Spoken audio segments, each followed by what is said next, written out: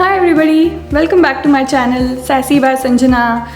It's almost lunchtime and I'm really craving pasta today, but as I've been working out a lot, I am thinking to make it nutritious, or you can say protein rich. So for today I'll be using this pasta. This is chickpea pasta, which has 11 gram of protein, and also I'm thinking to cook sauce at home by adding some silken tofu and cottage cheese. So this recipe was recommended by one of my best friends. She tried it at home, so I'm like, let's give it a try. So let's go and cook something delicious together for my lunch today. I have already started boiling the pasta. So here are some ingredients which I would like to share with you that I will be working with. So these are some ingredients which I will be cooking my pasta sauce with.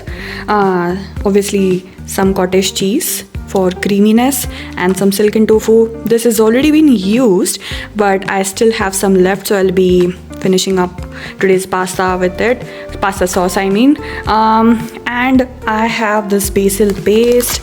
I did not get basil leaves in the market, so I have some basil paste. Jalapenos, obviously, tomatoes, bell pepper, corn, and some broccoli florets for the veggie part. While my pasta boils, I'll be quickly making this sauce. I'll be adding ingredients in the description of the video, so if you are interested, do check out so that you can also make this healthy sauce, pasta sauce at home.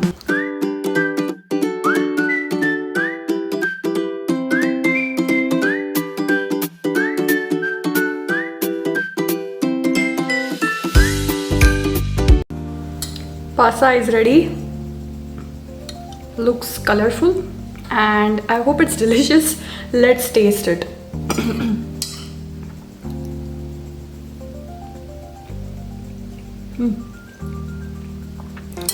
As it's a chickpea pasta, the texture of this pasta is a bit different, but the sauce is really amazing.